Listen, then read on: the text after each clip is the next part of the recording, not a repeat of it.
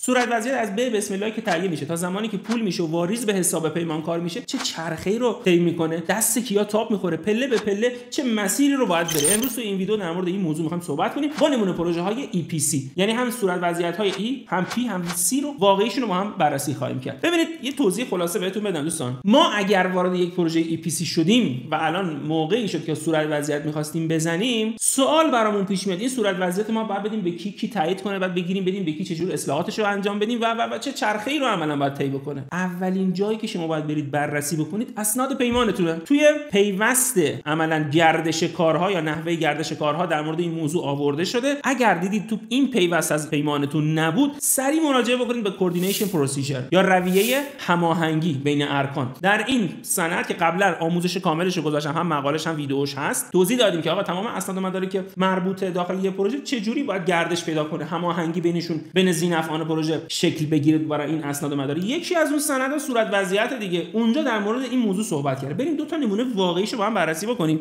این یه نمونه است که من لوگوها و اینا رو حذف کردم. صفحه 9 رو باز می‌کنم، یه زوم اینجا می‌کنیم. ما اینجا نوشته صورت وضعیت تاییدیه کارهای انجام شده مطابق من جدول مایلستون‌های هر بسته کاری توسط پیمانکار تهیه و میباید به تایید ناظر مستقیم و سرپرستان مربوطه کارفرما برسد. صورت وضعیت‌ها و صورت حساب‌های مهندسی و کالا و اجرا جداگونه ارائه میشه. متوجه شدید؟ یعنی E، P و C صورت وضعیت‌های جداگونه دارن. اینا باید به تایید مهندس ناظر و عملاً سرپرستان اون، یعنی از مدیران عملاً مشاور تایید بشه و بعد بره برای کارفرما. یه نمونه دیگه چی میگه؟ این صفحه 28 شو، یه نمونه دیگه کوردینیشن پروسیجر صفحه 28 شو باز می‌کنیم. میگه میزان پیشرفت فیزیکی در هر بخش طی هر ماه به کارفرما یا مشاور کارفرما گزارش گردیده و با عنایت به جدول تبدیل پیشرفت فیزیکی به پرداخت که ذیلا به آن اشاره می‌گردد پرداخت صورت وضعیت صورت می‌پذیرد. جداول به تفکیک بخش‌های E، P و C باید باشه و نوشته برای هر یک از این دیسیپلین‌ها و نیز عملیات عمومی یک برگ CBS تهیه بشه که درصد وزنی حاصل تقسیم مبلغ توافق شده اولیه آن به مبلغ کل پروژه به دست بیاد. میگه همون ویت فاکتورایی که داریم از مبلغ قراردادی اومده، همونا مبلغ قراردادیش مشخصه، چند درصد پیشرفت کرده ضرب می‌کنید در اون مبلغ قراردادی، مبلغی که میشه صورت وضعیت اون دوره کار کرد از اون فعالیت به دست میاد. در مورد این موضوع صحبت کرد. بازم اینجا میگه E، P و C سه تا صورت وضعیت جدان، هر کدوم سیکل خودشونو دارن، جداگونه باید زده بشن و پولشونو بگیریم. حالا من تجربه خودمو میگم، این خیلی مهمه. من تو پروژه‌ای که کار میکردم صورت وضعیت میزدم،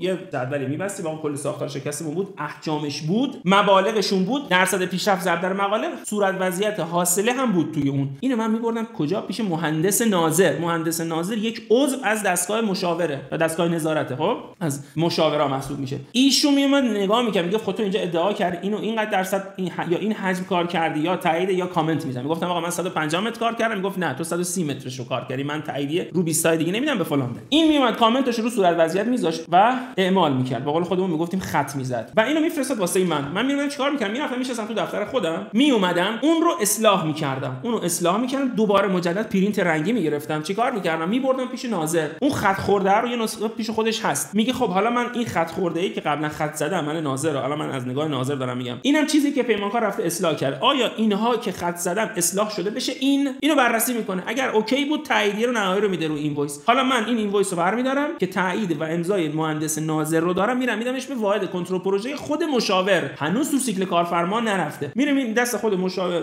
کنترل پروژه مشاور و اونا حالا میان بررسی خاص خودشون رو میکنن. این فایل نیتیوش رو یا فایل اکسلش رو میان با فایل دوره قبل بررسی میکنن، ببینن احجامی که اضافه شده بر اون با توجه به میزان ویتشون مبالغ درستی رو میده، مثلا ما شیطنتی تو فرمول نویسی ها نکردیم، اینا رو بررسی میکرد. اون هم مجدد یه تاییدیه به من میداد و من اینجا اون نسخه که داشتم و تاییدیه از اونها میگرفتم، یکیش مال من بود، دو تاش مال اونا بود. اونها یکیشو پیش خودشون نگه می‌داشتن، یکی از تایید شده های نهایی رو میفرستادن برای کارفرما اینو که دیگه تایید مشاور و دستگاه نظارت و مهندس ناظر رو میدید روی اون سندها، اونم یه بررسی میکرد، بالاخره یه دبل چک اونم انجام میده، بعد اونو ارجاع میده به واحد مالی. آقا یه واحد مالی این صورت وضعیت با این مبلغ رو پرداخت کن به حساب پیمانکار. این سیکلشه دوستان. حالا وقتی میگه صورت وضعیت E، صورت وضعیت P و C جداگونه باشه، بریم ببینیم مثلا جنس صورت وضعیتشون چیه. من میخوام 3 تا نمونه واقعی بهتون نشون بدم. بریم اول از همه صورت وضعیت بخش E رو بهتون بگم چیه. الان این نمونه صورت وضعیت فاز مهندسیه که از کجا گرفته شده؟ از همون فایل MDR مون میاد گرفته میشه که آقا کدوم از این دیسیپلین های مهندسی چه اسنادی چند تا بودن، چند نفر ساعت کار کرده، بهشون یه وزنی دارن، بعد اونها یه مبلغ قراردادی تو پیوستای قراردادمون دارن، چند درصد پیشرفت گرفته، همون چیزی که داخل دوره مستری انجی یاد میگیرید.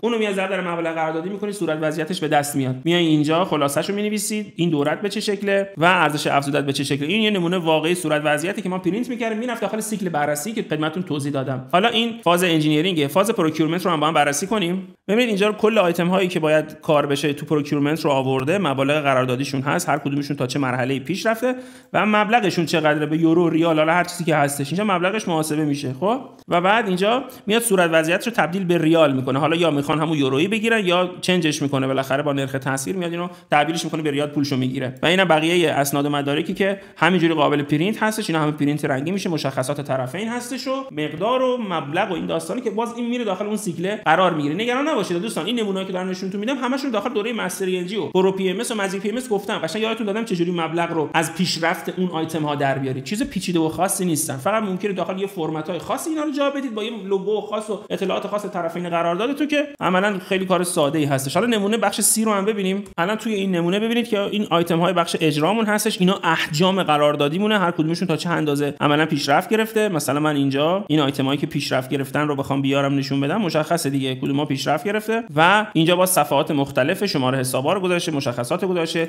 بخش اجرا چقدر صورت وضعیتمون به ریال شده، مثلا شده 23 میلیارد خورده تجمعی، این دورهمون مثلا شده 700 خورده میلیون یا هر چیز دیگه. اینجا مثلا پروگرسش آورده که چه بخش‌های اصلی پروژمون داره، هر کدوم مبلغ قراردادی چقدره، تا قبلا چقدر مبلغ گرفته، پولشو گرفته، این دوره چقدره، تجمعی چقدره و عملا اینم کل ساختار شکستی که احجام آورده و مبالغش آورده مشخصه. الان شده مثلا 700 خورده میلیون تومان، حالا 7 میلیارد خورده ریال صورت وضعیت این دورهمون شده. بازم اینم داخل دوره ماجیک پی ام اس کامل بهتون آموزش دادم. حالا میگه آقا اون کوردینیشن پروسیجر، میگه این ای پی سی که الان ما نمونه واقعی دیدیم، اون چرخه‌ای که بهتون گفتم یا تو اسناد پیمان هستش باید طی بکنه. خواهشم اینه که همیشه مثل یه حرفه‌ای تو کارتون عمل بکنید. مواظب خودتون باشید. خیلی دوستتون دارم. خدا نگهدار.